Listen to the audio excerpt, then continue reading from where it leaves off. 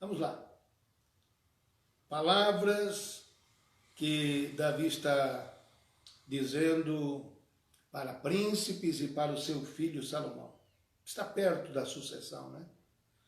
E tu, meu filho Salomão, conhece o Deus de teu pai e serve-o com um coração perfeito e com uma alma voluntária. Porque esquadrinha o Senhor todos os corações e entende todas as imaginações dos pensamentos. Se o buscares, será achado em ti. Porém, se o deixares, rejeitar-te-á para sempre. Amém. Lindas palavras de um homem que foi um guerreiro, vencedor nas suas batalhas e que assumiu o reinado de Israel, ainda o reino sem estar dividido. O mesmo fará seu filho Salomão, governará e não conhecerá a divisão do reino de Israel em reino do norte e reino do sul. Mas eu quero destacar nesta manhã, porque o nosso tema pelas manhãs, o nosso tema matinal é a oração. Eu gostaria que você observasse nas palavras inspiradas, não é? Diz aqui o capítulo 28, verso 9, a segunda parte.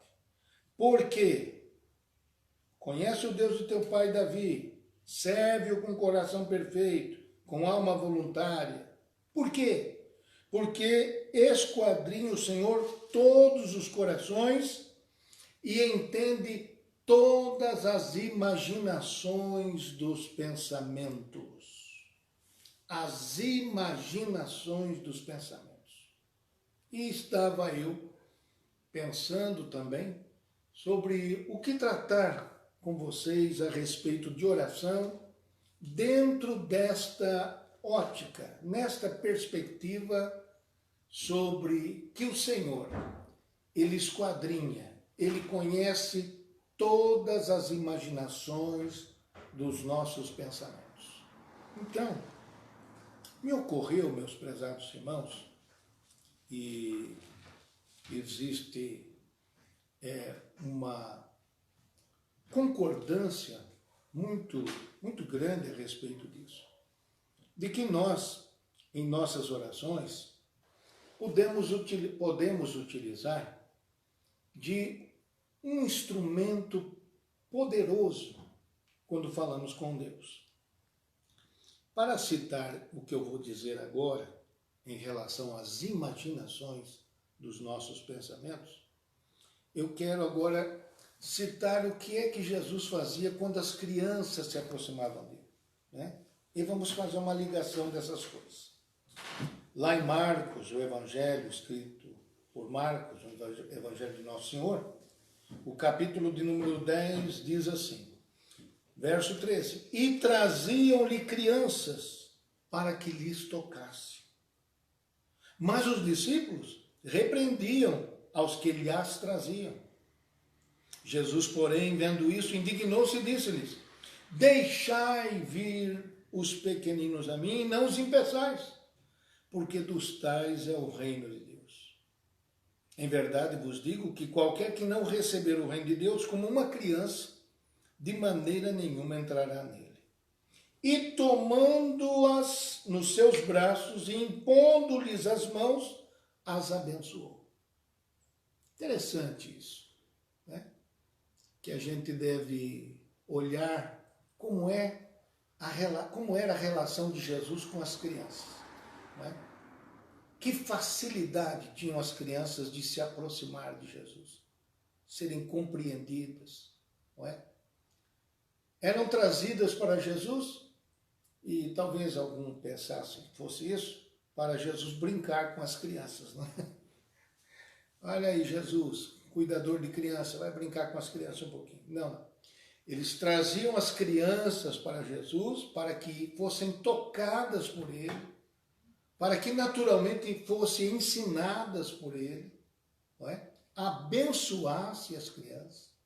Sabiam que ele tomava as crianças no braço? E de tal forma Jesus valorizava aquela coisa infantil que diz e comparou que dos tais ao reino de Deus, e qualquer que não receber o reino de Deus como uma criança, de maneira nenhuma entrará nele. E a gente fica pensando, como é que é uma criança? Não é verdade, irmãos? Como é que é uma criança? Nós temos 2 netos, não é? Alicinha, a pastora Cris, tem 2 netos maravilhosos. Eduardo e Elizabeth. Um beijão para vocês. Viu? Olha, criança, irmão, é algo cativante, né? É uma idade cativante. Porque, de vez em quando, eu sou surpreendido numa conversa que eu tenho com os netos. De vez em sempre, quase. A imaginação. Esse é o tema desta manhã. A imaginação fértil da criança nos deixa, muitas vezes, sem uma resposta. Ficamos assim, surpreendidos a capacidade de imaginar de uma criança, não é? De construir um cenário, um ambiente. Converso um pouquinho mais, às vezes, com o Eduardo, não é? A Alicinha conversa um pouquinho mais com a Elizabeth. E aí com esse menino, que ainda vai fazer 4 anos esse mês. Não é? É isso? Dia 23. Dia 23 de maio. Então, aí ele me surpreende e começa a contar histórias. Você sabe, a gente acaba compreendendo até muita coisa do mundo kids, né? Fazer o quê, né, irmão? A gente toma conhecimento de tantas coisas, nome dos desenhos, as personagens dos desenhos, não é? Que eu não preciso citar aqui, vocês também conhecem seus netos, né, seus filhos. E aí descrevem aquela história, fica uma coisa grandiosa, não é? Esses dias o Eduardo estava me dizendo, vovô, eu vi um tubarão aqui na internet, é maior que o mundo. Um tubarão maior do que o mundo. Eu falei, meu Deus, é maior do que Pindamonhangaba? Maior do que Pindamonhangaba. Aí ele fica admirado, entusiasmado com aquela descrição de um tubarão. Outro dia ele me apresentou um outro. Uma sirene que tem cabeça. Aí a sirene anda, né?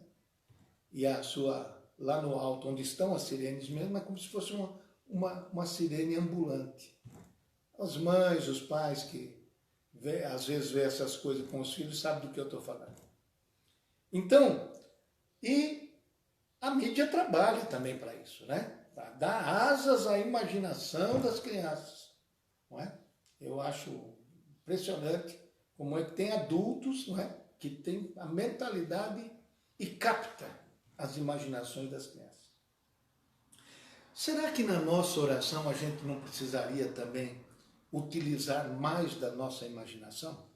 E eu quero então convidar vocês aqui nesta manhã, né, depois desse preâmbulo, convidar vocês para pensarem nisso.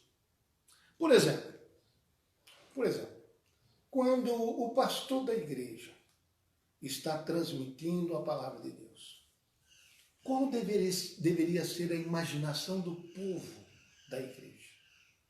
O povo deveria, em oração, durante a sua oração, imaginar, criar uma imagem. Imaginar é isso, é criar uma imagem, não é? Criar uma imagem de que a palavra que está sendo pregada está viajando no espaço e às vezes até pela internet, indo em direção a pessoas para que sejam transformadas pelo poder da palavra de Deus. Imagine por um instante isso, que você, orando a Deus, pode pensar, se neste momento, Senhor, tal família, tal pessoa estiver ouvindo a palavra de Deus, e você imaginar esta pessoa sendo tocada pela oração, pela palavra de Deus, se convertendo a Jesus, todo este quadro sendo criado, um quadro de desejo no seu coração espiritual. eu tenho certeza absoluta, essa é a conclusão que eu cheguei. Eu tenho certeza que a sua oração vai melhorar em qualidade. Vai melhorar. Outro dia, eu estava orando com uma pessoa e nós estávamos longe da casa da pessoa. E junto com aquela pessoa eu comecei a orar e disse, e fui dizendo palavras para que aquela pessoa se alimentasse da fé. E fui criando para ela, com as minhas palavras, é evidente, um quadro de nós nos deslocarmos até onde aquela pessoa estava. Não é? Já aconteceu isso. Não é? E nós fomos conduzindo a nossa oração, a nossa palavra de oração, tomando um carro, caminhando pelas ruas da cidade, não é?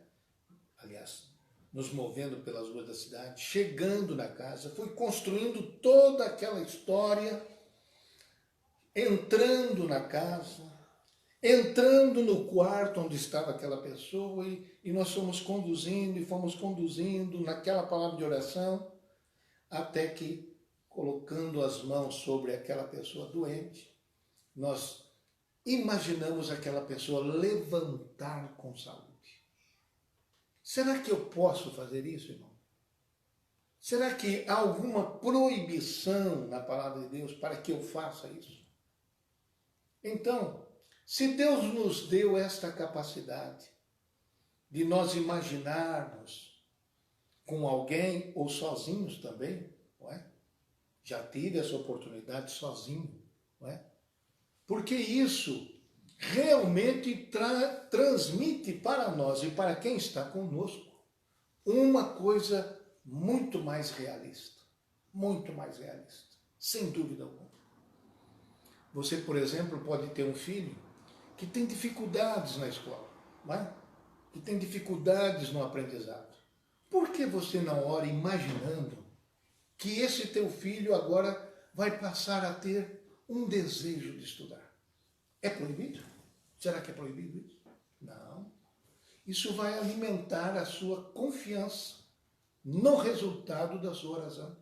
Você vai orar, vai imaginar aquela criança buscando um livro, buscar aquele seu filho buscando o material para estudar, ter interesse.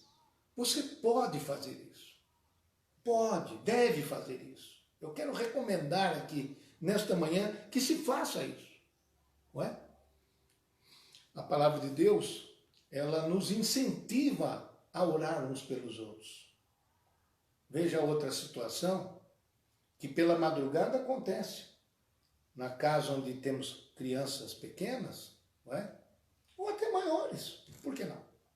Você, que é o pai, pode no meio da madrugada entrar lá no quarto, colocar as suas mãos sobre as crianças, sobre os seus filhos, e não precisa acordar a vizinhança. É aquela oração que Deus está ouvindo. E você interceder pelos seus filhos. Não é? Você imaginar todo o bem possível. Naquela oração você imaginar os livramentos. Quantos perversos procuram os nossos filhos? E você vai imaginar, Senhor, dá livramento para os meus filhos, dá livramento para os meus netos. Você precisa descobrir o valor que tem nisso. E imaginar que seu filho daqui a pouco irá para uma sala prestar um concurso público, um vestibular, e você imaginar na sua oração, querer tão ardorosamente isso, que ele será bem-sucedido naquele concurso, naquela prova, naquela situação que ele precisa do seu apoio espiritual. Nós podemos fazer isso, irmão. Nós somos cooperadores de Deus, diz Paulo aos Coríntios, capítulo 3. Nós construímos junto com Deus. Deus nos dá essa condição. Lá no profeta Isaías está escrito assim: endireitai o caminho do Senhor. Vós do que clama no deserto, endireitai o caminho do Senhor. Exatamente no capítulo 40 de Isaías. Confere aí para mim, Malicinho. No capítulo 40 de Isaías, por quê? Os 39 primeiros capítulos do livro do profeta Isaías se referem ao Antigo Testamento. E os demais, 26, se referem ao Novo Testamento. Veja se é isso mesmo, confere aí para mim. Refere-se ao Novo Testamento, aos demais, não é? Então, 27 capítulos restantes do profeta. Como é que começa? Isaías 40, verso 1. 40, verso 1. Consolai. Verso 3. Voz do que clama no deserto, preparai o caminho do Senhor. Obrigado, Maricinha. Então, o que quer dizer isso? Que nós, filhos de Deus, cooperadores de Deus, nós construímos uma estrada para o Senhor caminhar nela em direção a quem? Ao filho, não é? Ao esposo, à esposa. Não é? Então vamos dizer, uma situação que um lar está com a situação estremecida. Como é que você pode orar imaginando dias melhores? Você pode orar, por exemplo, pensando, meu Deus, qual seria o ideal dessa casa? O ideal seria que houvesse lá um respeito, uma amizade, um amor entre o pai e a mãe, entre o marido e a mulher. Pode orar por isso? Pode. Se você está querendo proteger seu esposo ou sua esposa, você pode orar e imaginar. Vou imaginar que vai se levantar uma muralha protegendo meu marido ou minha esposa. Ou os dois, se for os filhos. Pode. Você pode. Por isso que a Bíblia diz, jardim fechado és tu, esposa minha. Manancial fechado, fonte selada. Então, essas proteções, como nós vamos construir isso? Vamos adquirir tijolos e cimento? Não. Com a nossa oração, com a nossa imaginação, vamos proteger. Na sua imaginação, né? Proteger. Criar essa proteção. Para o casal, para os pais, para os filhos, não é? Lá no trabalho onde você está, e você está preocupado com a situação da empresa onde você trabalha, por que não orar imaginando novos pedidos chegando, novas situações de resultados acontecendo? Sim, será que Deus está se importando com como vai indo a minha empresa? Como vai indo a empresa onde eu sou colaborador? Sim, por que não? Deus cuida de você e de tudo que diz respeito a você. Então, transforme a sua oração nestas possibilidades. Porque o Senhor, que se referiu às crianças como realmente o símbolo daquele que recebe o reino de Deus, ele estava se referindo aos seres que mais utilizam a sua imaginação, que vão longe na sua imaginação. Então, pense nisso. Comece a olhar com outros olhos, não é? O pastor da igreja, a família dele, a sua família, não é? Comece a olhar com outros olhos as pessoas que estão à sua volta e construa com Deus uma nova vida para eles, através da sua imaginação. O livro de Provérbios tem uma frase assim, extraindo lá do contexto, né? Como imaginou na sua alma, assim é. Pastor Joel falava muito isso aí. Lembra, irmã? Lembro. Meu sogro, saudoso, pastor Joel Valadares, se tinha um versículo na Bíblia que o pastor Joel pregava, era esse. Como imaginou na sua alma, assim é. E ele normalmente aplicava assim. O sujeito se imagina um derrotado, é um derrotado. Se ele imagina que é um fracassado, é um fracassado. Mas se ele imagina que ele, com Deus, é mais do que vencedor, ele vai para cima. Ele vai para cima. Através da sua imaginação, como ele imagina, como ele se vê, como ele aplica para a sua vida uma mudança, ele vai ver essas mudanças na sua vida. Olha, meus irmãos, que Deus te abençoe, que vocês prossigam nestas manhãs, pensando junto com a gente, a respeito de oração. Às vezes faltarão palavras, eu já disse outro dia. Adquira o hábito de ler as orações, lindas orações da palavra de Deus. Você sabia que no começo, nos princípios da igreja, nos seus primeiros séculos, valorizavam muito até as orações escritas, porque tinham muito receio de heresias, então ensinavam as pessoas a lerem orações, não é? Que em si mesmo não há um mal assim, não é? O Senhor mesmo ensina a oração do Pai Nosso, não é? Com o seu conteúdo, a sua aplicação. Mas, se lhe faltarem palavras, aprenda a conhecer dentro da palavra de Deus, dos livros dos Salmos, olha aí, que manual de oração, de todo tipo, com toda circunstância, e você desenvolverá um hábito maravilhoso, mas apesar de tudo isso, e juntamente com isso, aliado a isso, não deixe de ter a sua imaginação, não é? Porque o Senhor, a sua imaginação guardada por Deus, porque é Ele que esquadrinha os pensamentos, as imaginações do coração. E diga para Ele: Deus, Senhor, quero juntamente contigo ser, com a tua permissão, o construtor, ao menos na minha imaginação, inicialmente, de uma nova vida para mim, para a minha família e todas as famílias da terra. Que Deus te abençoe. Tenha um excelente dia, com excelentes imaginações, para a glória de Deus. Segunda carta aos Coríntios, segunda carta aos Coríntios, capítulo 12. Segunda carta aos Coríntios, capítulo 12, nós encontramos assim na palavra de Deus, verso de número 7. São palavras de Paulo, o apóstolo, sobre a sua visão celestial e aquele famoso chamado o espinho na carne, o incômodo na carne. Vamos lá. 12, verso 7.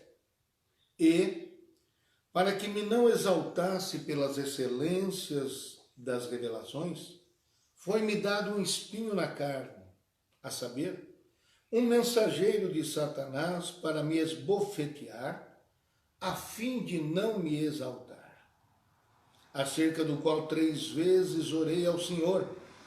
Vou repetir. Acerca do qual 3 vezes orei ao Senhor, para que se desviasse de mim. E disse-me o Senhor, a minha graça te basta, porque o meu poder se aperfeiçoa na fraqueza.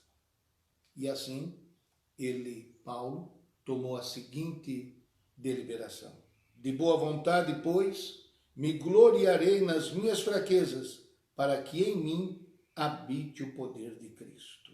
Amém, meus irmãos? Nesta descrição que faz Paulo, de uma situação que ele vivia, porque não convinha que ele se gloriasse, mas as visões e revelações que ele teve do Senhor eram extraordinárias. Na época em que ele escreve esta carta, ele se refere a algo acontecido 14 anos antes. Não sabia ele dizer se foi no corpo ou fora do corpo, mas ele foi arrebatado até o 3º céu.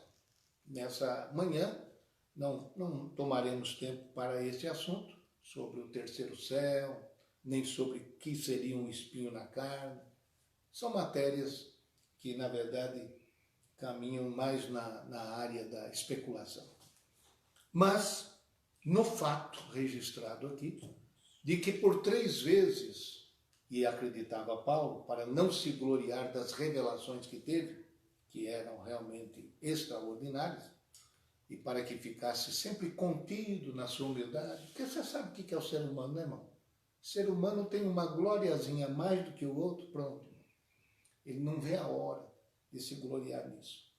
E por isso, o Senhor tem que conter, não é? Contém os seus servos. Ele coloca os seus servos no seu lugar. E fez isso com nada mais, nada menos do que Paulo, o apóstolo. Que dirá o que ele fará conosco, não é? Que dirá? Então, vejam só os irmãos, que a palavra do Senhor, ele descreve essa situação por ele vivida, não é? em que por vezes ele viu um silêncio de Deus, antes da resposta final, né? A minha graça te basta, porque o meu poder se aperfeiçoa na fraqueza. Então, antes que viesse essa resposta definitiva, houve períodos em que Deus não falava com ele, não respondia sobre esse assunto. O mesmo Deus que levou ele para o terceiro céu não respondia sobre essa oração. É assim que Deus faz. Uma hora ele põe você no terceiro céu, entre aspas, e outra hora ele fica em silêncio com a gente. Porque ele é Deus. Bendito seja o seu nome.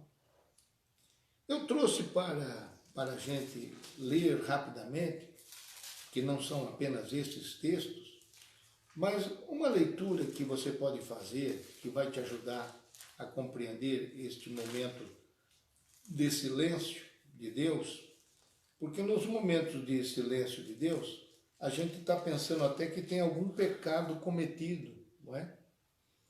E esse pode até ser o caso, não é? Em que existe uma ofensa feita a Deus e o Senhor se oculta de nós, não é? Porque Ele nos quer no seu caminho e de alguma forma para que a gente reflita sobre os nossos passos e a gente caia em si mesmo e retorne junto ao Senhor. Porque há situações em que há razão para o silêncio. E se há razão, se há uma iniquidade abrigada no coração, não confessada, qual é o remédio? É a confissão, não é? O reconhecimento do erro. Uma outra situação, que não seja o pecado escancarado na vida de uma pessoa, é também sobre os seus motivos. Talvez o silêncio de Deus é em decorrência de motivos não legítimos, não bons motivos, não é? Por exemplo, uma pessoa quer uma resposta de oração de Deus, mas mais para servir de um espetáculo, de uma satisfação da sua vaidade pessoal, não é? Deus, para preservar o seu servo, pode não atender, não é? Porque o desejo do Senhor não é nos transformar em ídolos. O desejo do Senhor é nos fazer cada vez mais servos. Amém, meus irmãos? E assim, Ele vai nos livrando quando não nos responde, quando mantém o seu silêncio. Sim, é verdade. E são situações, então, que a gente tem que analisar sobre o silêncio de Deus. Às vezes também este silêncio de Deus, ele permanece em relação às nossas orações, porque estávamos apenas querendo resultados e não a companhia de Deus, enquanto Deus quer a nossa companhia acima de tudo. Então, se não há pecados a confessar, se não há motivos equivocados, se não há um desejo de uma exibição, não é? Então, às vezes também nós podemos identificar a nossa surdez, porque Deus está falando, Deus está respondendo e nós é que não estamos escutando, não estamos discernindo como é que Deus está respondendo. Você se lembra que Jesus, falando lá no Apocalipse, ele diz a uma das igrejas: eis que estou à porta e bato. Se alguém ouvir a minha voz e abrir a porta, eu entrarei. O mais dramático é que o Senhor está à porta, está batendo e nós não estamos escutando. Preste atenção nas batidas que o Senhor faz à porta. Ele tem muitas maneiras de fazer isso. Preste atenção às maneiras pelas quais ele fala. Eis que estou à porta e bato. Não é? E nós insistimos em não atender o Senhor. Então, meus prezados irmãos, são diversas as possibilidades dentro desse território do silêncio de Deus. É uma realidade, esse silêncio acontece. É um silêncio que ninguém quer, não é? Ninguém quer. Nós queremos estar sempre falando e o Senhor nos ouvindo e nos atendendo. Esse é o ideal para nós. Mas eu vou citar aqui, para você ouvir, acompanhar, por exemplo, no Salmo de número 3. 13. Diz assim: Davi, na sua extrema tristeza, recorre a Deus. Até quando te esquecerás de mim, Senhor? Para sempre? Até quando esconderás de mim o teu rosto?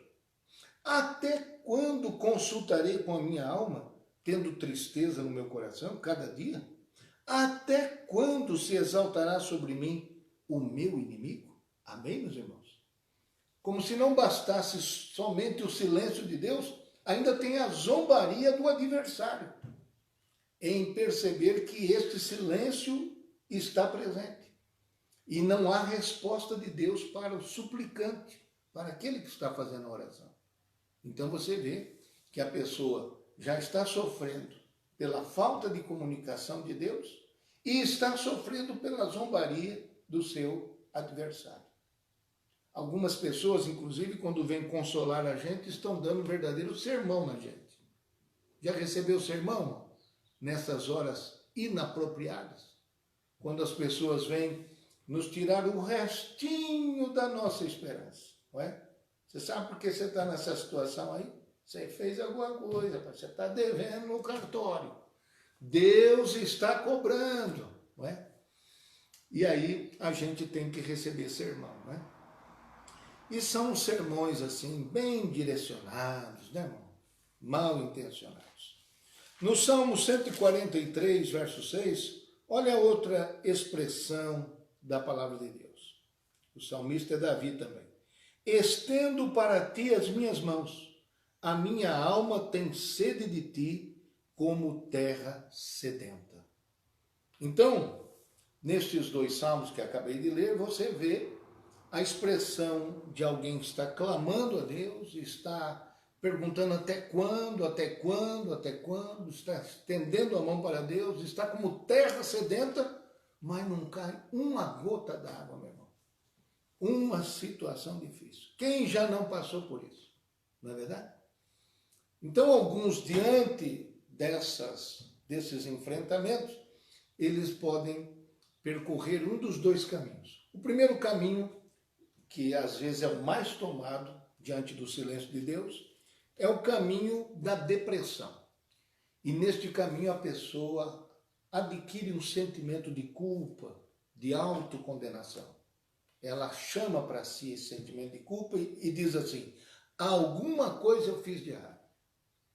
Um outro caminho que algumas pessoas tomam diante do silêncio de Deus é que acabarão aprendendo alguma coisa nova com Deus durante aquela jornada, que não tem prazo, né, irmão? Porque se o silêncio de Deus já viesse com prazo, começou hoje e termina tal dia. Está que nem a quarentena no Brasil, irmão. Você pensa que vai terminar tal dia e joga mais 15 dias, depois joga mais 10 dias. Está que nem quarentena, irmão, não acaba. Que coisa tremenda. Então, o silêncio de Deus parece, muitas vezes, com isso. Você fica em situações que parece que não tem nem saída. Vamos lá olhar para um homem que sofreu com o silêncio. Jó, capítulo 23 de Jó, olha só que coisa interessante. Jó, capítulo 23, e o versículo 8, ele diz assim: eis que, se me adianto, ali não está. Se torno para trás, não percebo. Verso 9, se opera a mão esquerda, não o vejo. Encobre-se a mão direita e não o diviso. Então Jó falou dos 4 pontos cardeais. Se eu vou para frente, não vejo. Se eu vou para trás, não encontro. Se eu vou para o leste, se eu vou para o oeste, eu não encontro Deus. Não encontro a resposta de Deus. Está perdido, desorientado. Esta era a fotografia da situação de Jó. Ele sofreu por causa de um desafio de Satanás contra Deus, sobre a fidelidade de Jó. Jó entrou naquele sofrimento, saiu dele ao final das contas, no final do seu livro, não é? E o que acontece? Nunca ficou sabendo neste lado da vida o que foi que aconteceu. Não é? Então tem situações em que a gente não sabe o que está acontecendo. Em João, capítulo 15, já estou terminando, meu querido irmão, porque aqui é uma reflexão, né? Não é aquela coisa assim bem sistemática, né? Vamos assim conforme acreditamos que Deus vai dirigindo a gente. O Evangelho de Nosso Senhor, segundo escreveu João, no capítulo 15, verso 2, para quem acha que o sofrimento está em demasia e o silêncio está absurdo, né? E não existe uma resposta de Deus, olha só o que diz aqui. João 15, 2. Toda vara em mim que não dá fruto, atira, e limpa toda aquela que dá fruto, para que dê mais fruto. Então você está viçoso, está produtivo, né? Não tem um pecado conhecido para abandonar, a motivação está correta, não é? Você quer a companhia de Deus, você fez aí uma análise, não é? Fez um exame e detectou, olha, segundo o que eu estou percebendo, estava tudo em paz, mas de repente começou esse silêncio. Então, vamos atribuir isso àquele que é o agricultor, né? Ele tem a videira, que é o Senhor Jesus, você está ligado na videira e produtivo, mas ele quer que você produza mais fruto. Então ele vai lá e poda, limpa para que dê mais fruto. Essa limpeza é uma poda, não é? E dói, né, irmão? Não é? Se a vara falasse, se a vara pudesse exprimir seu sentimento, a hora que poda, ela ia dar um ai. Ela iria dar um gemido, porque não é fácil passar pela poda. E você pode ter certeza que resultados maravilhosos e ainda maiores Deus dará para você. Resumindo, quando você não vir saída para o norte, para o sul, para o leste e para o oeste, quando você estiver em dúvida sobre a validade do silêncio de Deus, e até ele não te responder nas horas mais amargas, e ele permanecer em silêncio, ele saberá o que está fazendo. Mantenha a sua fé e a sua confiança nele. Eu vou terminar com Tiago, capítulo 4, verso 8. Hoje estamos folheando a Bíblia, hein? Tiago, capítulo 4, versículo 8, não é?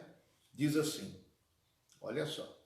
Chegai-vos a Deus, e ele se chegará a vós. São duas frases. Chegai-vos a Deus, e ele se chegará a vós. Só está faltando uma informação aqui nessa frase. E deve ter sido proposital. Deus quis deixar assim mesmo.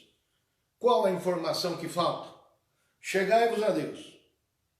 Certo? E agora, quando Deus se chegará a nós? Faltou a hora, faltou o horário. Não está dizendo. E ele se chegará a vós imediatamente. E ele se chegará a vós 5 minutos depois. 1 hora depois, um dia depois, uma semana depois. Não tem o horário. Mas a gente continua. Chegai-vos a Deus. Amém? Sempre faça esse movimento de se aproximar de Deus, porque Ele espera de nós a persistência em oração, mesmo nos tempos difíceis. Que Deus te abençoe, que você prossiga agradecendo a Deus, aquele que nos salvou e está nos encaminhando até a eternidade junto dele. Você olhará para trás, lá na frente, depois desse período de silêncio, e você verá que Deus fez tudo muito bem. Amém, Maricinha? Amém. Muito bem. E aqui está. Não é? São 7 ilustrações. 7 ilustrações que Jesus usa a partir do versículo 13. Nessa noite vamos falar de uma delas. Os 2 caminhos. Entrai pela porta estreita, porque larga é a porta, e espaçoso o caminho que conduz à perdição, e muitos são os que entram por ela. Essa é a primeira ilustração. E porque estreita é a porta, e apertado o caminho que leva à vida, e poucos há que a encontrem. Amém. O Senhor Jesus, falando a respeito da salvação, estava encerrando o Senhor Jesus o sermão, conhecido Sermão do Monte, Sermão da Montanha, E neste encerramento, que traz no versículo anterior, o verso 12, na verdade, a lei real, a lei que, vamos chamar assim, que se cumprida, toda a lei de Deus é cumprida. Só para recordar, portanto, tudo que vós quereis que os homens vos façam, fazei-lo também vós, porque esta é a lei e os profetas. Mateus 7,12 tem essa denominação, assim chamado de o verso que fala da lei real, a lei sobre todas as leis, não é? Que resume todo o objetivo da palavra de Deus. Então, encerrando praticamente a instrução que trouxe, até aqui o verso 12, a partir do verso 13, o Senhor vai ilustrar a respeito deste Sermão do Monte. Né? Ele traz ilustrações sobre o sermão. E então, aqui vou reler. Entrai pela porta estreita, porque larga é a porta e espaçoso o caminho que conduz à perdição, e muitos são os que entram por ela. E porque estreita é a porta e apertado o caminho que leva à vida, e poucos há que a encontrem. Então nós estamos vendo aqui algumas coisas, algumas realidades a que nós devemos nos deter sem nenhuma distração. Primeira coisa importante, nós encontramos aqui sobre duas portas e imediatamente a partir dessas portas, dois caminhos diferentes, completamente diferentes, não é? Uma porta estreita com um caminho apertado e uma porta larga, como disse aqui o Senhor, com um caminho espaçoso. E esta porta, depois dos seus caminhos, estas portas e os seus caminhos, levam também a dois destinos diferentes. E levam a quem? Aos dois grupos que caminham por estes caminhos. Não é? Um em maioria e outro em minoria.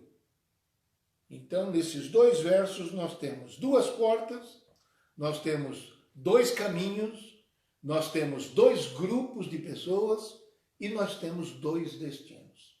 É isso que contém estes versos 13 e verso 14. Aí, nós devemos salientar com muita ênfase que essas duas portas, esses dois caminhos, não estão fazendo uma contraposição entre o paganismo e o cristianismo. Não, não, não. O Sermão do Monte é uma palavra destinada à igreja do Senhor, àqueles que são discípulos do Senhor, ao povo de Deus. Então, também o Senhor, em muitas das suas instruções, fazia advertências, chamava atenção, chamava para ter cuidado, porque, na verdade, não existe dentro deste sermão a ideia de transformar pessoas pela sua simples leitura. Então, é um sermão, é uma palavra de Deus destinada para aqueles que são do Senhor. Porém, meus prezados irmãos, algumas pessoas que estão no caminho estão apenas com intenções do céu, das suas alegrias e maravilhas, mas não estão dispostas a uma vida que realmente tenha essa dignidade de uma nova vida com Deus. E isso porque pensam que a salvação é algo que não exige da pessoa um comprometimento com a verdade, a pureza, o bom caminho, e querem viver o melhor dos dois mundos. Muitas pessoas imaginam o Evangelho assim. Mas o Evangelho é para pessoas que entendem que a salvação não é para muitos. A salvação, ela é algo não fácil de ser mantida na nossa vida, que dependerá exclusivamente de uma ação contínua do Espírito Santo na nossa vida. Porque se fosse uma contraposição entre pagãos e cristãos, não é? Naturalmente não teríamos necessidade de estar conversando sobre isso aqui agora. São dois caminhos naturais, o dos salvos e daqueles que não querem saber de Deus. Mas o alerta que se dá aqui é para aqueles que, pensando que estão agradando a Deus, na verdade, estão querendo agradar a si mesmos. Eles não chegam perto da porta, não é? É para esse tipo de pessoa, que chegam perto da porta, das duas portas, e uma está escrito em cima assim, céu, e a outra está escrito inferno. Quem é que entraria numa porta que a sua identificação fosse caminho para o inferno? Diga para mim aí, quem é que iria para essa porta? Não. Na verdade, na mente das pessoas que estão diante dessa porta, existe céu e céu. É isso mesmo. Porque alguns pensam que a sua chegada no céu não implica em renúncias, em tomar a cruz, em viver para agradar a Deus. Eles pensam que a sua caminhada para o céu é com porta larga, caminho espaçoso, para fazerem tudo que lhes agrada. E pensam que ao final desta jornada chegarão no céu. Então, esta é a cautela muito importante que nós devemos ter. Todos os dois grupos entram por estas portas pensando de modo diferente a respeito de como vão alcançar este céu. É evidente que ninguém merecerá o céu, porque já desde a entrada na porta, a gente tem que pensar que a salvação não é por nossos méritos. Disse Paulo, pela graça sois salvos mediante a fé, e isto não vem de vós, é dom de Deus. Então, primeira coisa que você tem que decidir diante da porta, não é? A porta não é só para ser apreciada. Você está ouvindo o Evangelho, de certa forma, aqui, 2 vezes por dia. Você está ouvindo a palavra de Deus. Você, em outros canais, também ouve a palavra de Deus. E vai chegar um dia que você não poderá mais ficar examinando, não é? O que é que o Senhor espera de você? Você já sabe que Ele quer que você renuncie a si mesmo, tome a sua cruz, calcule o preço do que é ser um discípulo de Jesus e viva para Ele, viva para o Senhor. Então, enquanto você fica só pensando e adiando a decisão, você não entra pela porta. E eu te esclareço mais uma vez, não entre pela porta errada. A porta não é nem para ser admirada e nem para ficar junto da porta o tempo todo. A porta é para ser considerada. Como é que o verdadeiro evangelho funciona? Você tem que se perguntar. Será que é possível alguém ir ao céu? Eu estou vendo 2 placas aqui, as 2 indicam céu. Mas como vai ser isso? Como se pode ir ao céu por 2 caminhos tão diferentes? Então, é hora de você olhar. O que realmente, no conteúdo do Sermão do Monte, você encontra? Você não encontra pessoas vivendo para si mesmo, confiando nas suas próprias obras. Você não encontra no Sermão do Monte, em momento algum você encontra que o homem pode cuidar de salvar a si mesmo. Não, não. Você encontra que é a bondade, a misericórdia de Deus é que estende as mãos para nós. E o homem não pode entrar por uma porta apertada, uma porta estreita, e depois prosseguir por um caminho apertado, levando bagagens da sua velha vida. Não. Se ele quiser, e ele percebeu que o verdadeiro caminho para o céu não é aquele que está escrito céu, só porque está escrito céu. Não, ele percebe que nesta outra porta há exigências, há uma coerência entre a exigência do Evangelho e a vida no Evangelho. Então, ele percebe, não adianta eu querer levar todas essas malas da velha vida que eu tinha. Não vai passar na porta. Só vai passar na porta você. Anteontem, se eu não me engano, Manicinho, anteontem, nós falamos daquele jovem rico que procurou o Senhor e disse, que farei para herdar a vida eterna? O Senhor conversou com ele, detectou qual era a sua dificuldade, ele tinha o dinheiro como Deus da sua vida, e então ele ficou triste e retirou-se. Ele estava na frente da porta estreita, na porta que leva ao caminho apertado. E quando foi-lhe dito o que é que ele precisava renunciar o Deus, o ídolo Mamon que estava no seu coração, ele não entrou por aquela porta. Ele desistiu. Ele foi embora. Então, é infelizmente assim que acontece. Que os homens não encontram essa porta e quando a encontram, ficam sem tomar a decisão acertada. Acham que é melhor desfrutar alguns anos aqui nessa existência. O que é uma boa vida aí, Maricinho? Uns 100 anos, tá bom? 100, 110, tá bom? É.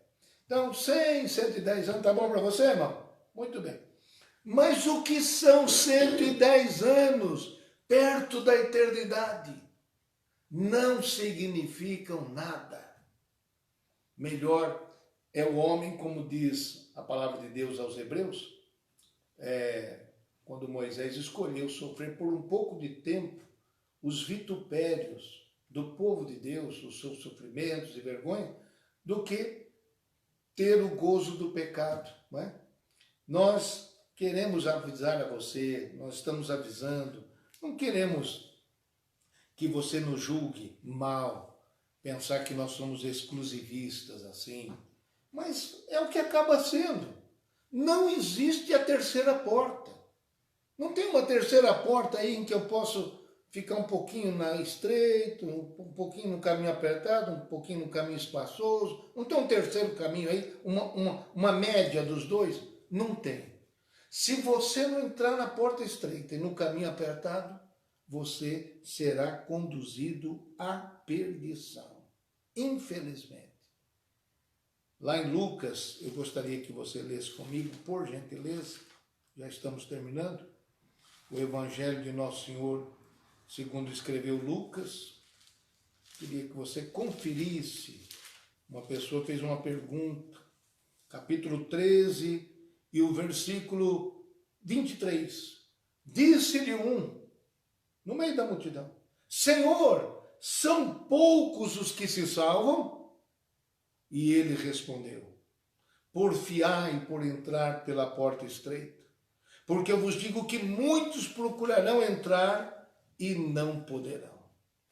Porque há pessoas que querem entrar do jeito que querem, e isso não é possível.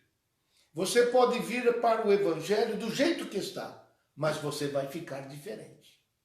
Você crê nisso? Você vem do jeito que está, mas não fica desse mesmo modo. Você passa a ter novos pensamentos, novos sentimentos, novos desejos, e a sua vida passa a ser um espelho, bendito seja o nome do Senhor. As pessoas reconhecerão que você realmente é um servo de Deus. Que Deus abençoe os nossos prezados irmãos. Não tem como a gente modificar esta decisão. É decisão. Você escolhe, você está ouvindo o Evangelho. Se hoje ouvirdes a voz do Espírito Santo, não endureçai os vossos corações. são poucos que encontram. E o que quer dizer essa palavra pouco? Para terminar, mais um verso no Evangelho segundo escreveu Lucas, capítulo 12, verso 32. Porque tem gente que pensa assim, o Evangelho uma coisa glamurosa, que todo mundo poderia ser do Evangelho, servir ao Senhor Jesus. Infelizmente, isso não vai acontecer. Veja Lucas 12, 32, palavras do Senhor. Não temas, ó pequeno rebanho, porque a vosso Pai agradou dar-vos o reino. Sabe como é que escreve essa palavra pequeno rebanho? Pequeno, no original, é micro, muito pequeno, bem pequeno. De onde você vê a palavra microscópio. Então a palavra lá no original é micro, é pequeno mesmo, muito pequeno, muito pequeno. Então são poucos que encontram. Então glorifique a Deus, porque você é um daqueles que viu a porta, se aproximou da porta, viu que a porta era a porta certa, a porta estreita, o caminho apertado, entrou por essa porta, deixou a bagagem, a velha vida para trás, e agora em novidade de vida.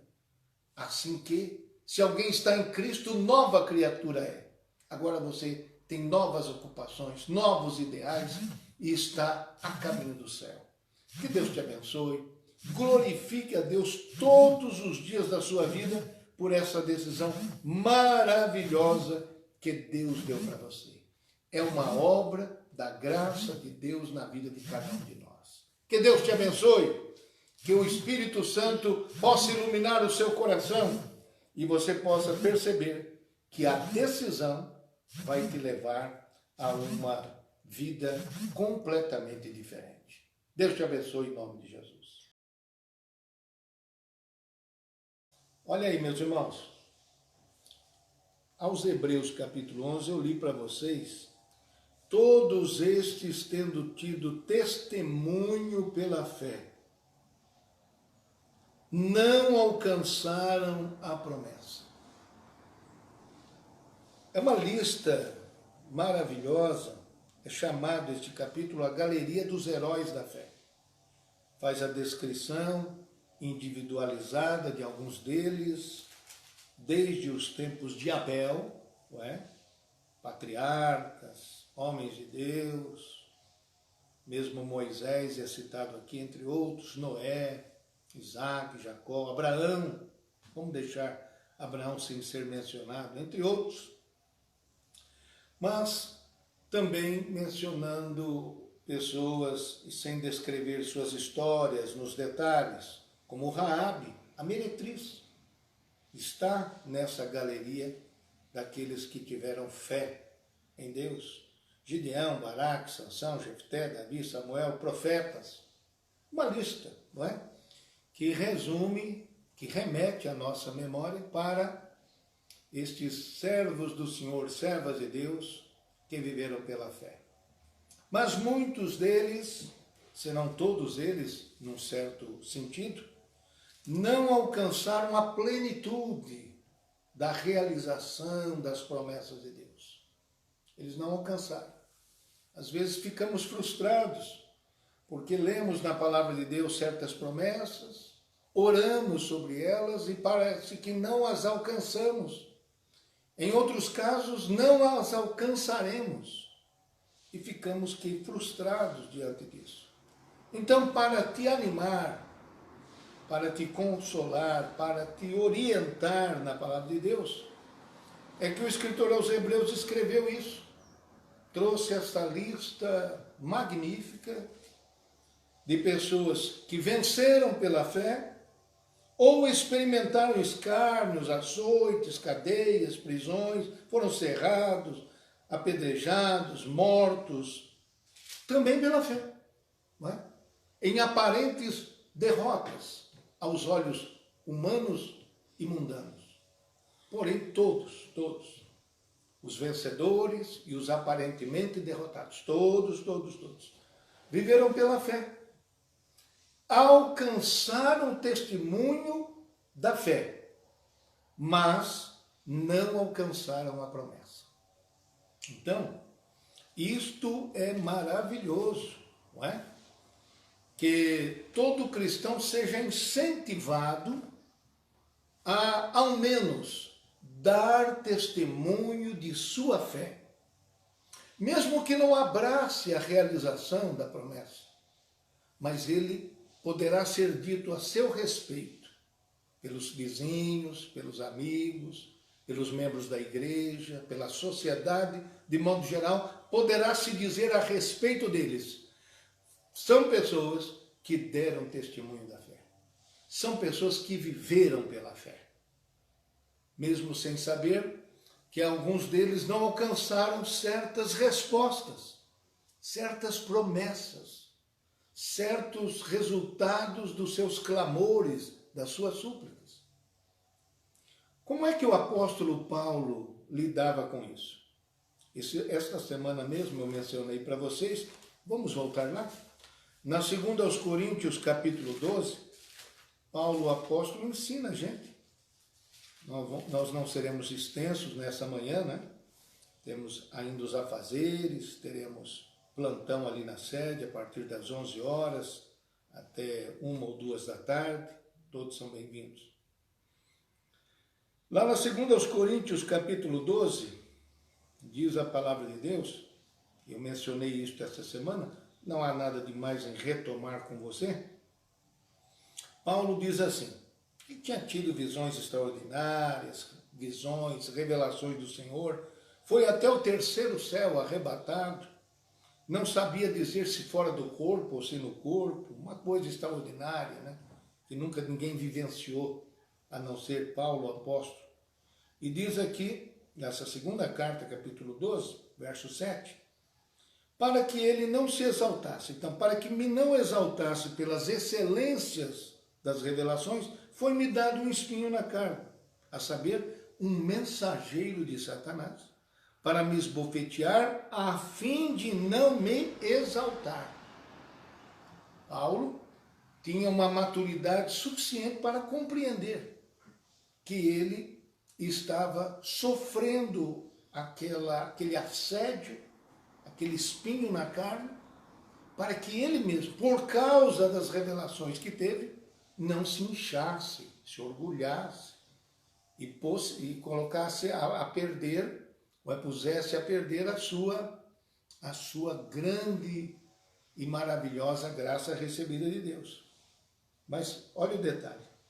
Acerca do qual 3 vezes orei ao Senhor para que se desviasse de mim. 3 vezes. Orou, esperou, até que o Senhor disse para ele, a minha graça te basta, porque o meu poder se aperfeiçoa na fraqueza. Ponto final. Neste assunto, Paulo, não me fale mais disso. E aí?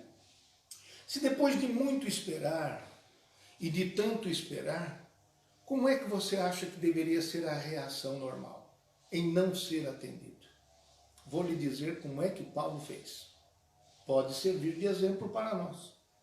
Depois de tanto insistir, Senhor, afasta de mim esse mensageiro de Satanás, esse espinho na carne, né? Então, ele ouviu a Deus. O meu poder se aperfeiçoa na fraqueza. Sabe como é que Paulo reagiu? Ele disse assim, de boa vontade. Vou ler de novo. De boa vontade, pois me gloriarei nas minhas fraquezas, para que em mim habite o poder de Cristo. Pelo que sinto prazer nas fraquezas, nas injúrias, nas necessidades, nas perseguições, nas angústias por amor de Cristo. Porque quando estou fraco, então sou forte. Amém, meus irmãos? Olha só como é que lidou Paulo, o apóstolo, com esta negativa do Senhor. E ter que, pelo resto da sua vida, suportar esta afronta. Para que ele não se perdesse, compreendeu assim, e para que, de alguma maneira, ele tirasse proveito dessa negativa e fizesse disso uma nova base para encarar o seu dia a dia, o seu futuro. Que Deus, o nosso Senhor, dê para cada um de nós compreensão desta natureza. Porque muitas vezes fazemos orações e não sabemos esperar. E precipitamos. Mas o nosso Deus tem tantos textos da sua palavra que nos anima a esperar nele. Existem situações que você vai olhar na palavra de Deus, orações que passa o tempo e o Senhor não atende. Não atende. Quer que eu te dê um exemplo? Por exemplo, a palavra de Deus nos diz que 4 homens, e a gente às vezes precisa agradecer a Deus por isso, quando ele não ouve. 4 homens na história da Bíblia, Moisés, nós vemos a história de Jó, nós vemos a história de Jonas e nós vemos a história de Elias. Lembra-se você que esses 4 pediram a morte, mas Deus não atendeu nenhum deles. Nenhum deles. Aliás, Elias foi elevado a uma situação, uma condição que não conheceu a morte. Então, o Moisés, quando morreu, sim, foi sepultado e nunca ninguém achou a sua sepultura. Coisas interessantes que a gente vê na palavra de Deus. Pediram a morte, numa situação angustiosa, e Deus não atendeu. Nós devemos glorificar a Deus, porque Ele nem sempre atende às nossas orações. Glória a Deus por isso. Amém, meu prezado irmão? Veja só que Jeremias pediu a Deus para que evitasse a destruição de Jerusalém. Veja, por exemplo, lá em Lamentações, poucas vezes a gente lê esse livro, né? Ele já tem um nome forte demais. Lamentações 3:44. O que em Jeremias enxergava entre a sua oração e Deus era isso aqui, olha. Cobriste-te de nuvens, para que não passe a nossa oração. Era esta a visão que Jeremias tinha quando orava. Ele via densas nuvens, muito fortes, e isto encobrindo o profeta do próprio Deus. Porque Deus não queria atender aquela oração. Pronto, ponto final.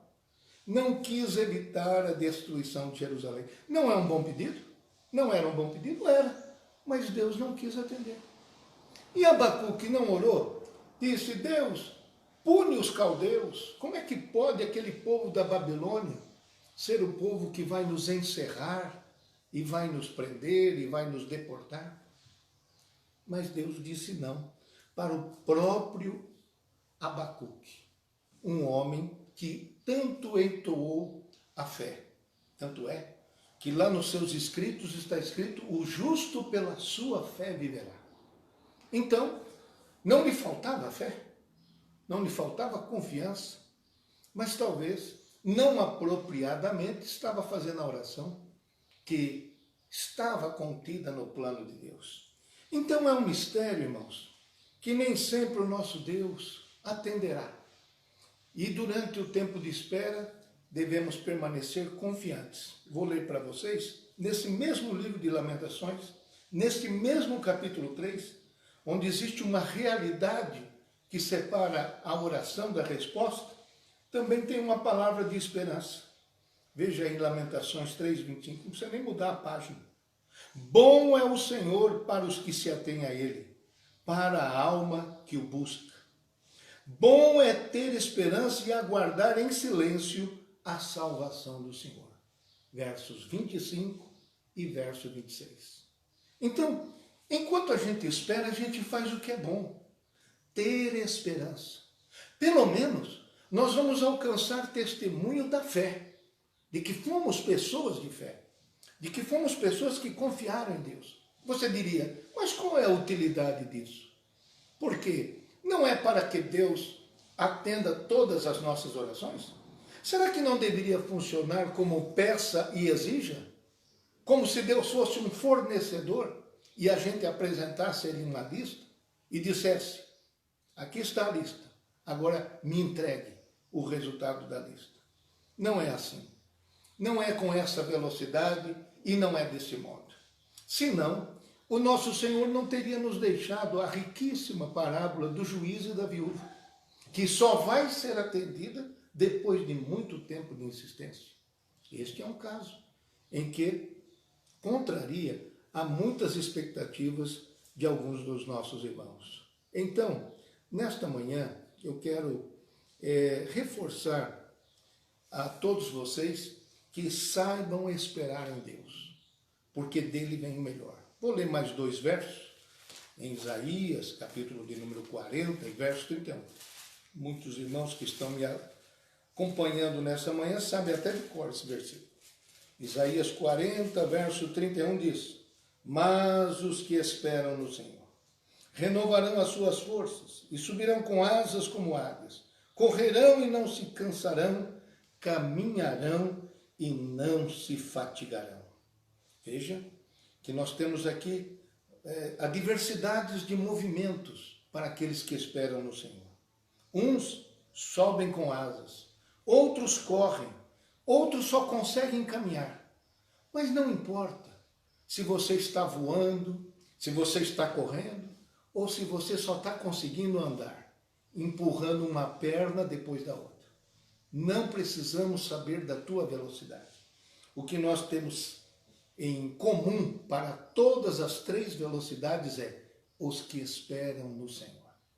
Se você espera no Senhor, nem que seja arrastando, consiga, vá em frente, vai esperando no Senhor. Amém? Que Deus te abençoe, que você seja grandemente abençoado pelo Senhor durante este dia, porque quando você dá uma olhada no panorama da história deste mundo, na história bíblica, você vê que o nosso Deus às vezes parece que está trabalhando devagar, parece que ele poderia ser um pouquinho mais rápido, mas dá uma olhadinha na história bíblica, irmão, e você vai ver que o nosso Deus nos anima a prosseguir e a perseverar. Gálatas 6, verso 9.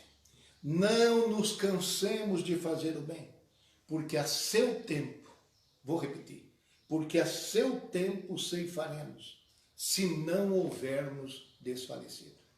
Se você fizer uma linha entre o dia que Adão caiu com a esposa Eva no pecado, até que Deus providenciasse a chamada de Abraão, e depois que Deus levantou Abraão, até que nascesse o primeiro filho da descendência prometida, ainda passaram 100 anos. Deus é assim, irmão.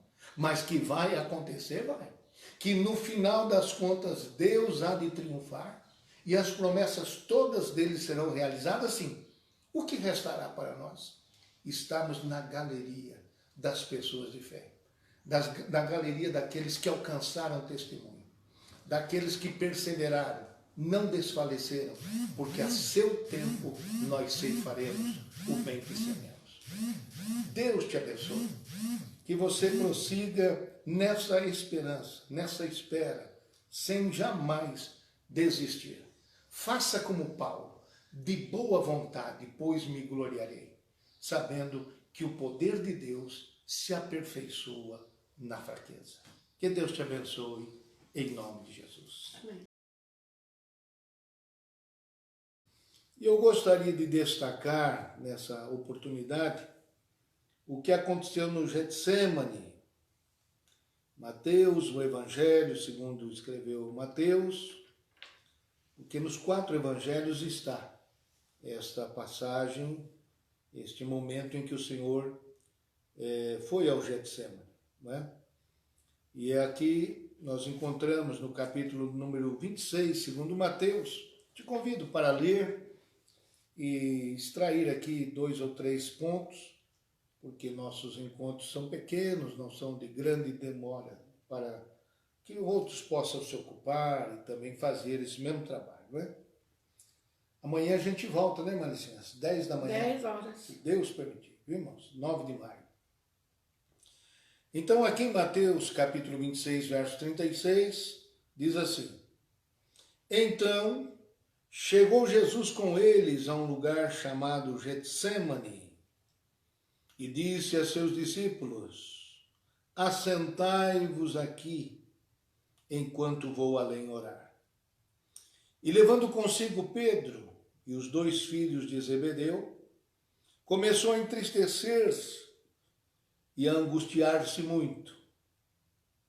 Então lhes disse: a minha alma está cheia de tristeza até a morte. Ficai aqui e vigiai comigo. E indo um pouco adiante, prostrou-se sobre o seu rosto, orando e dizendo: Meu Pai, se é possível, passa de mim este cálice. Todavia não seja como eu quero, mas como tu queres. Verso 40. E voltando para os seus discípulos, achou-os adormecidos e disse a Pedro: Então, nenhuma hora pudeste vigiar comigo?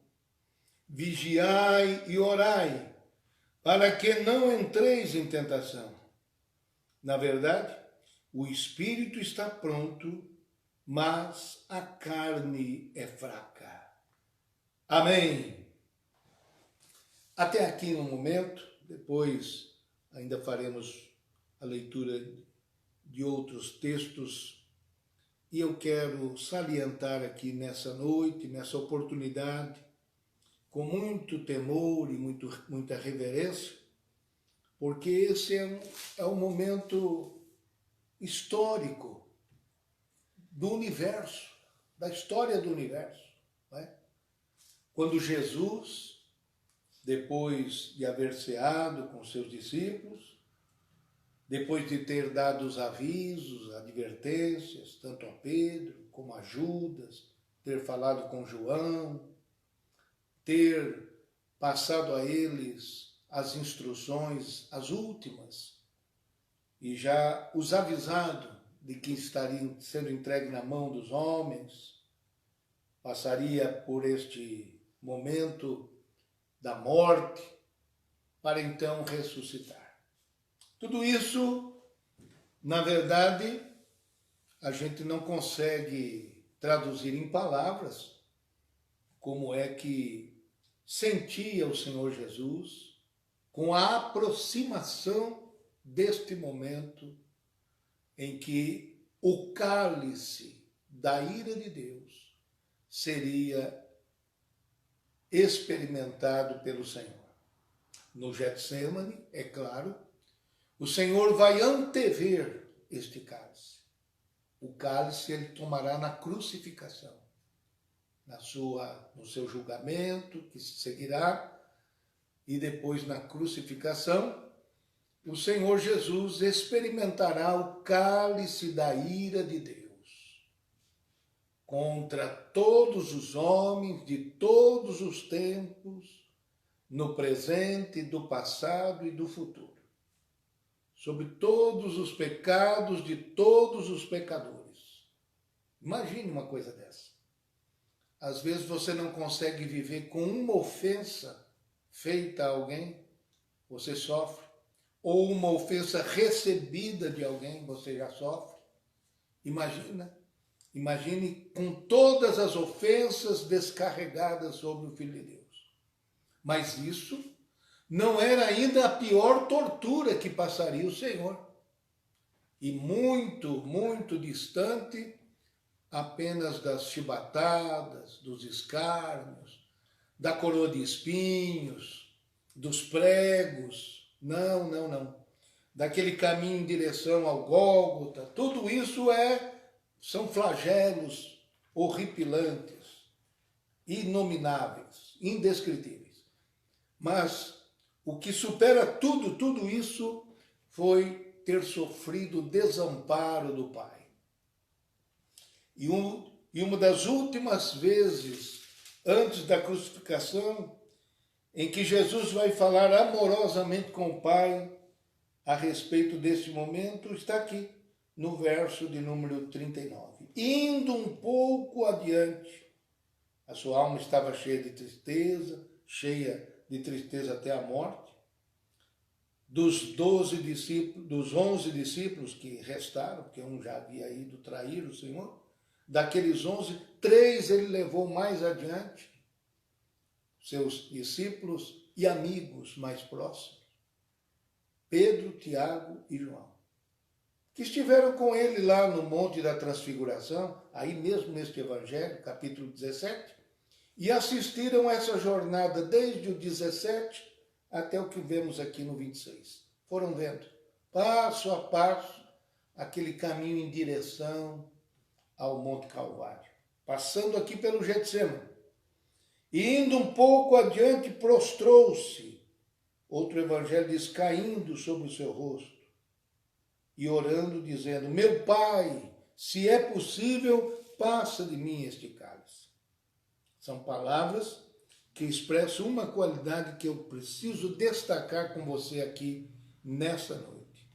A qualidade de ser íntegro. Tanto sozinho como acompanhado.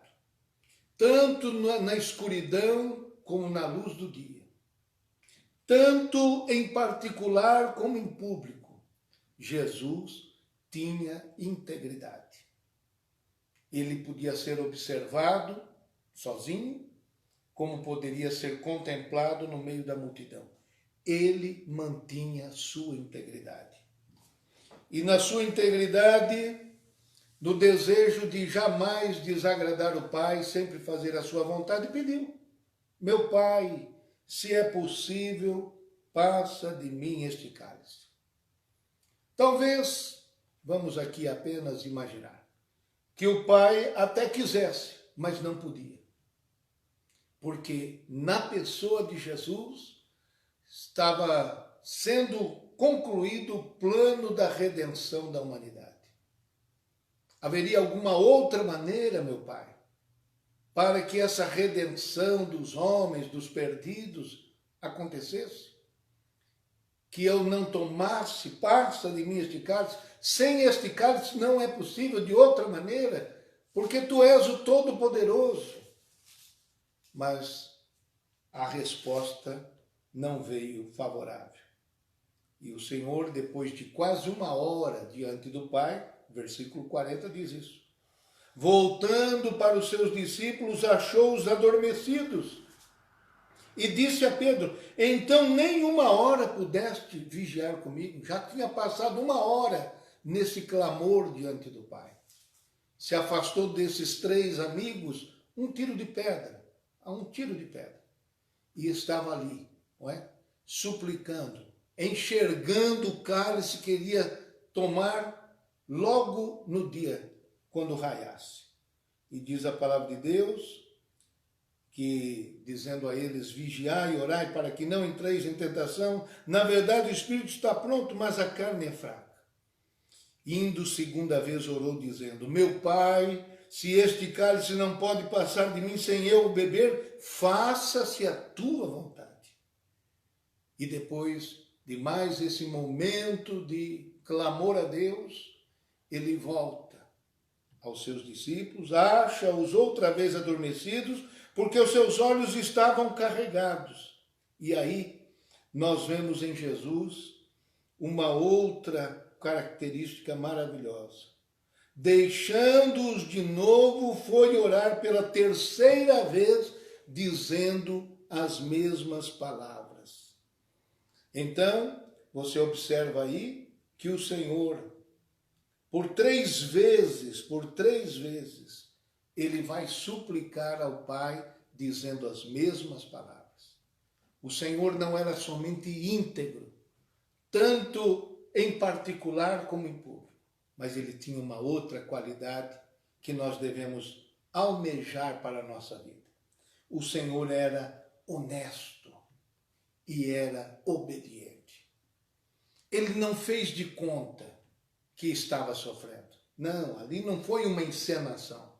Ele tomou a forma humana e na forma de homem se tornou servo. Experimentou todas as aflições que os homens sofrem, mas sem pecado. E foi nessa conduta extremamente, absolutamente honesta que ele acaba aceitando a solução do Pai.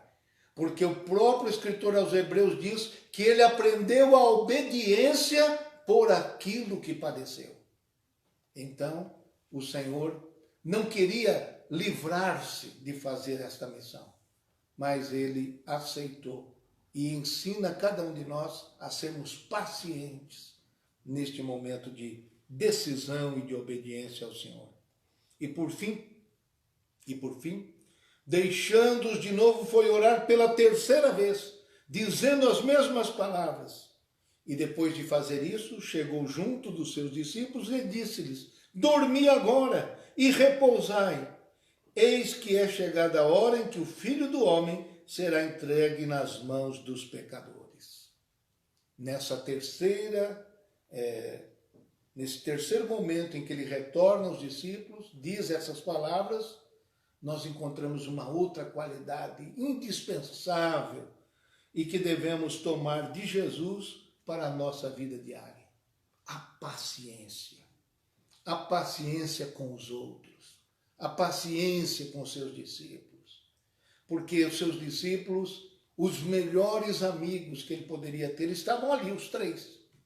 E nenhum deles. Certamente, Satanás tinha falado, e o próprio Jesus diz isso, Satanás requereu vocês para peneirar. Mas eu roguei por ti, Pedro, para que a tua fé não desfaleça. Não era possível que o Filho de Deus, sendo atacado por Satanás, naquela batalha tão importante, também não atingisse os seus discípulos. E nem mesmo eles três suportaram e puderam estar vigiando e vigilantes naquele momento, apoiando a Jesus. Mas Jesus retribuiu essa fragilidade deles com a paciência. Então, que o Espírito Santo de Deus dê para nós a integridade de viver no público e no particular com a mesma devoção e dedicação a Deus. Que o Senhor Deus dê para nós a mesma honestidade, a mesma obediência, não vivendo de encenação e nem de aparência, mas que Deus possa ver em nós pessoas que transparentemente sejam agradáveis a Ele. E finalmente, depois que estabelecemos na nossa vida, perante Deus e perante os homens, nós também tenhamos com os outros aquilo que Deus tem tido com a gente, paciência. Que Deus te abençoe, que as lições do jardim do Getsemane, no qual o Senhor chegou a suar grandes gotas de sangue, ao final dessas 3 orações, possivelmente, os anjos vieram para com ele estar. Nós possamos também sair melhores e viver melhores. Que Deus te abençoe, que Deus te dê uma noite maravilhosa, um sono reparador, renove as suas forças e não se esqueça das palavras que disse Paulo aos Gálatas e que eu faço questão de ler. Paulo escreveu aos Gálatas, no capítulo de número 2 e o versículo 20. Abra a sua Bíblia para nós encerrarmos. Em João, enquanto você localiza Gálatas 2 e 20, sobre a nossa própria vida aqui na terra, como seguidores de Jesus, lá em João 13, verso 1, eu me lembro que naquela noite em que o Senhor foi traído, diz o evangelista João, sabendo Jesus que já era chegada a sua hora, a hora de passar deste mundo para o Pai, como havia amado os seus discípulos que estavam no mundo, os amou até o fim. Este é Jesus, que não deixa a gente, que vai com a gente até o fim. Fica tranquilo, meu querido irmão, você não está sozinho, Ele nos acompanha até o fim. Eu termino com as palavras de Paulo: já estou crucificado com Cristo, e vivo não mais eu, mas Cristo vive em mim. E a vida que agora vivo na carne, vivo-a na fé do Filho de Deus, o qual me amou e a si mesmo se entregou por mim. Amém! Viver a vida de Jesus é o segredo de uma vida realizada. Deus abençoe a todos. O profeta Isaías, conforme eu disse a vocês, no capítulo de número 55, ele pronunciou essa verdade extraordinária. Os meus pensamentos não são os vossos pensamentos, nem os vossos caminhos os meus caminhos. Ele reafirma isso no verso 9. Porque assim como os céus são mais altos do que a terra. Então os pensamentos não são os mesmos e estão em graduação diferenciada, em altura diferenciados. Assim como os céus são mais altos do que a terra, assim são os meus caminhos mais altos do que os vossos caminhos. E os meus pensamentos mais altos do que os vossos pensamentos. É tão simples o que está escrito aqui, que às vezes a gente tropeça nesta simplicidade. Além de serem diferentes, os caminhos e os pensamentos de Deus não são os mesmos, eles têm uma diferença de altitude. Altitude.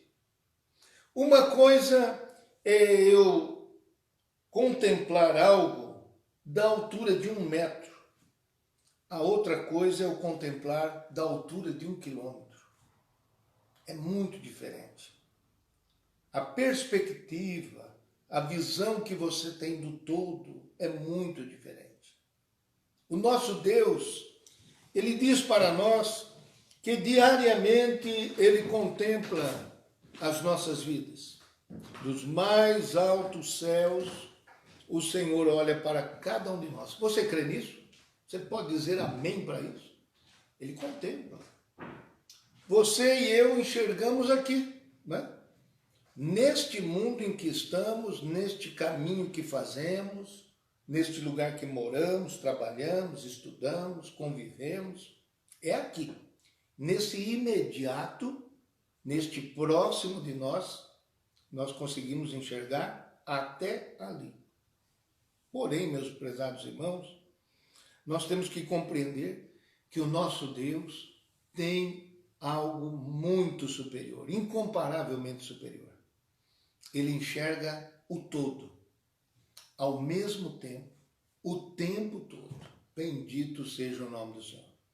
Isso é tão alto, tão sublime, que não cabe na nossa mente a gente imaginar como é que isso funciona. Bendito seja o nome do Senhor. Mas eu vou trazer para vocês aqui nessa manhã um exemplo, uma aplicação disso, e que se encontra lá na carta de Paulo aos Romanos, capítulo de número 9, 10 e 11. Vejam só, meus prezados irmãos, que coisa linda que nós encontramos nas Escrituras Sagradas. E Paulo, nestes 3 capítulos, você tem a sua Bíblia aí, logo como título na nossa Bíblia, que é revista e corrigida, diz assim: tristeza de Paulo por causa da incredulidade de Israel. Tristeza de Paulo. Ele tinha uma tristeza. E nesses capítulos 9, 10 e 11, ele apresenta isso para Deus. É uma oração que ele faz a Deus, desejando o quê? Desejando a salvação de Israel. Vocês sabem que Paulo, apóstolo, foi um fariseu da maior qualificação. Um homem que perseguiu os cristãos por causa da sua fé, no judaísmo, no farisaísmo. Porém, lá no caminho de Damasco, quando ele ia para perseguir mais cristãos, ele consentiu na morte de Estevão, que morreu apedrejado, e agora, tomando cartas, autorizado, ia para Damasco. E lá em Damasco ele prenderia e, quem sabe, não mataria cristãos. Mas, no caminho de Damasco, em Atos, capítulo de número 9, não é? Conta essa belíssima história. Paulo encontra-se com o Senhor. Ou eu diria melhor, que foi o Senhor que encontrou a Paulo. A conversão dele está em Atos, capítulo 9.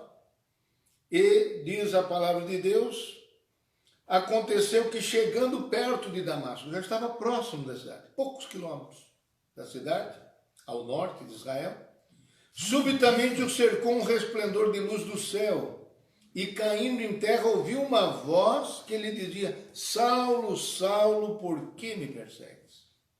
E ele disse, quem é, Senhor? Já chamou de Senhor. E disse o Senhor, eu sou Jesus a quem tu persegues. Duro é para ti recalcitrar ou resistir contra os aguilhões. E ele, tremendo e atônito, disse, Senhor, que queres que faça? E disse-lhe o Senhor, levanta-te, entra na cidade e lá te será dito o que te convém fazer. Bendito seja o nome do Senhor. E assim diz a palavra de Deus, que o Senhor salvou a Saulo. Duro é para ti recalcitrar contra os aguilhões. Aquele instrumento pontiagudo que fazia os animais se moverem e ao toque daquele aguilhão, para não machucar mais o animal, então ia em frente, se dirigia, se movia. E era assim que estava na mente de Saulo. Ele já estava, não sei há quantos dias, não revela aqui a palavra de Deus, mas certamente a morte de Estevão apedrejado, as palavras que Estevão disse no apedrejamento, não lhes imputes estes pecados, recebe o meu espírito, vendo o Filho do Homem em pé à direita de Deus. Então, meus prezados irmãos, estas situações todas começaram a falar na mente, na consciência de Saulo, e a própria insatisfação dele a respeito da sua vida espiritual, de que, na verdade, ele percebia que ele era nascido em pecados, e a lei já não podia mais satisfazer, não era possível que se justificasse pela lei. Tudo isso é uma somatória que fez de Saulo um convertido. Veio a ser denominado Paulo, o apóstolo. Onde eu vou chegar nessa manhã? Deixa eu dizer para vocês que por causa dessa conversão, o desejo ardente do coração de Paulo está aí, em Romanos 10. Eu disse de um conjunto de 3 capítulos, 9, 10 e 11. E no capítulo 10, verso 1 diz, irmãos, o bom desejo do meu coração e a oração a Deus por Israel é para a sua salvação. Essa era a oração de Paulo, a salvação de Israel. E aí, você sabe quem foi Paulo, né? Você sabe quem foi o apóstolo Paulo, tão reverenciado, tão homenageado, tão reconhecido, né? A maior cidade brasileira recebe o nome dele.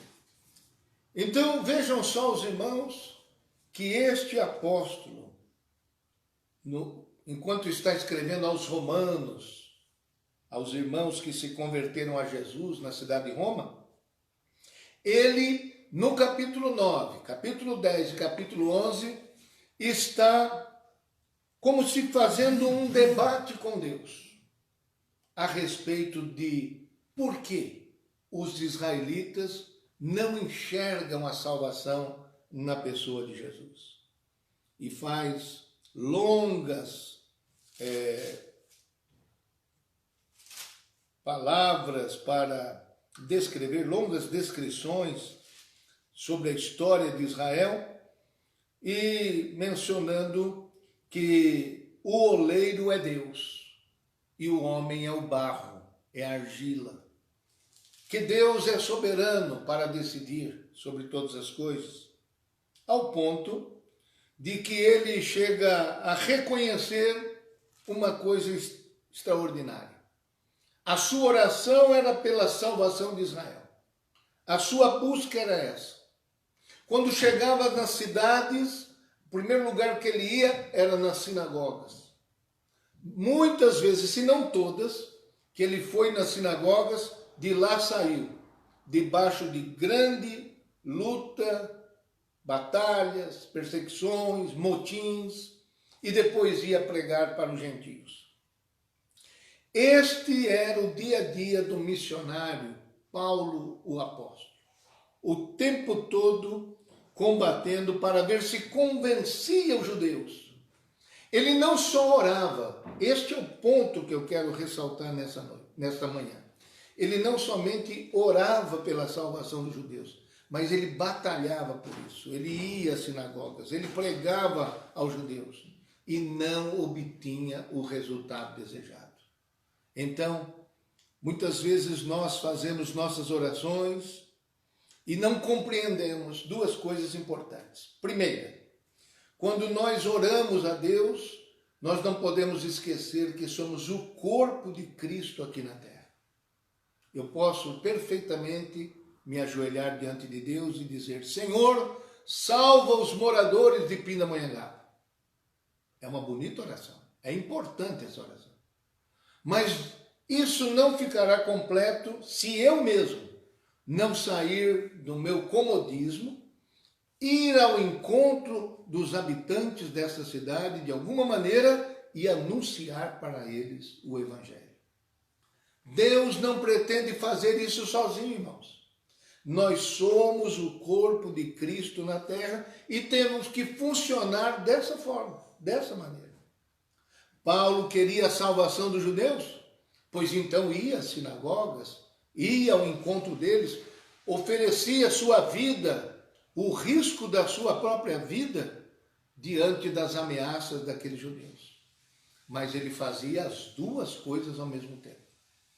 E a segunda coisa que a gente tem que entender é que nem sempre as orações terão a resposta do jeito que a gente estava pensando. Elas poderão ter um resultado que a gente nem imaginava. Nem imaginava. E qual foi este resultado no caso do apóstolo Paulo? No caso dele, o que começou a acontecer foi a conversão dos gentios. Pela resistência dos judeus e pela sua imersão no mundo dos gentios, ele começou a ver os gentios se convertendo ao Senhor. E é disso que ele trata também no capítulo 10. Ele vai falar neste capítulo 10 sobre como é que Deus opera esta maravilhosa conversão. Veja, por exemplo, no capítulo 10 e o verso 8. A palavra está junto de ti, na tua boca, no teu coração. Esta é a palavra de fé que pregamos, a saber, se com a tua boca confessares ao Senhor Jesus e em teu coração creres que Deus o ressuscitou dos mortos, serás salvo. Visto que com o coração se crê para a justiça e com a boca se faz confissão para a salvação. Porque a Escritura diz: todo aquele que nele crer não será confundido. E aí, Paulo está enxergando, enquanto escreve aos Romanos, o Espírito Santo está abrindo o seu entendimento para revelar a ele e a nós que a oração que ele faz, o que ele fazia pelos judeus, pelos israelitas, encontra agora essa resposta. Porquanto não há diferença entre judeu e grego, verso 12. Porque um mesmo é o Senhor de todos, rico para com todos os que o invocam. Porque todo aquele que invocar o nome do Senhor será salvo. E aí, aqueles famosos versos tão cantados nas nossas igrejas, não é?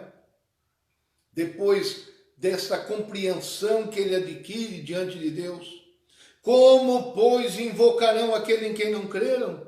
Como crerão naquele de quem não ouviram? E como ouvirão se não há quem pregue?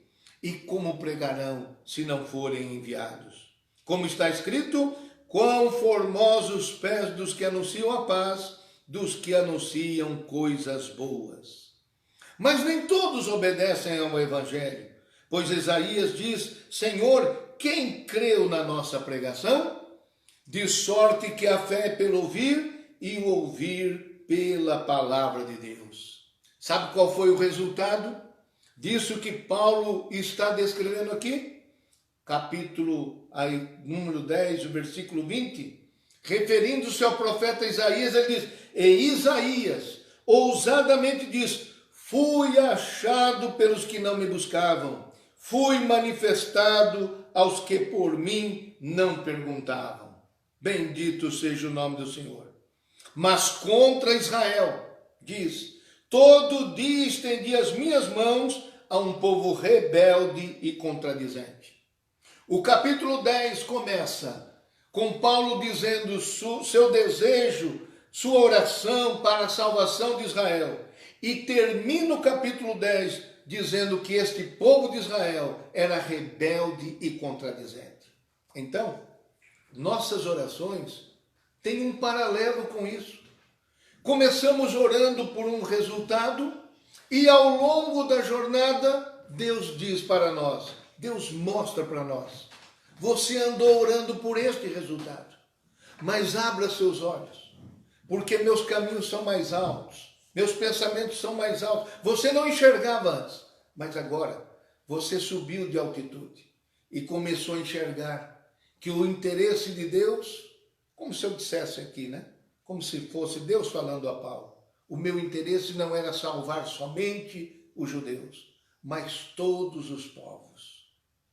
Meus prezados irmãos, resta para nós, muitas vezes, somente esperar e confiar em Deus. Quando você não compreende os mistérios de Deus, que realiza milagre para um, mas não realiza para outro, que intervém na vida de um, mas não intervém na vida de outro, o que resta para nós? Esperar e confiar. Quem sabe um dia Deus vai dar uma altitude para nós e nós vamos enxergar todo o plano de Deus. Não é? Com o passar do tempo, foi isso que aconteceu com Paulo o apóstolo. E eu quero encerrar nesta manhã com um cântico que ele faz ao final desta sessão do livro. Capítulos 9, 10 e 11, falando do seu desejo de salvação de Israel, da entrada dos gentios no plano de Deus, e como é que ele termina esse conjunto de 3 capítulos. Você se lembra? Ele traz um hino de adoração. Porque o que sobra para a gente, depois que a gente ora por algo, e é um outro acontecimento que aparece, só vai sobrar para a gente um hino de adoração. É assim, quando os mistérios de Deus vão sendo cada vez mais reconhecidos na nossa vida. Vamos ler o hino de adoração que ele cantou? Ó profundidade das riquezas, capítulo 11, verso 33. Tanto da sabedoria como da ciência de Deus. Quão insondáveis são os seus juízos, quão inescrutáveis os seus caminhos. Porque quem compreendeu o intento do Senhor? Ou quem foi o seu conselheiro? Ou quem lhe deu primeiro a ele para que lhe seja recompensado? Porque dele e por ele e para ele são todas as coisas. Glória, pois, a ele eternamente. Amém. Que Deus te abençoe, meu prezado irmão. Que você saiba, ao longo da sua jornada cristã, discernir entre a oração que você faz com a sua visão limitada e a resposta que Deus dá com a sua visão completa. Que você possa cantar a cada passo da sua vida este hino de adoração. Por quê? Porque dele e por ele e para ele são todas as coisas. Glória, pois, a ele eternamente. Amém. Deus abençoe os irmãos.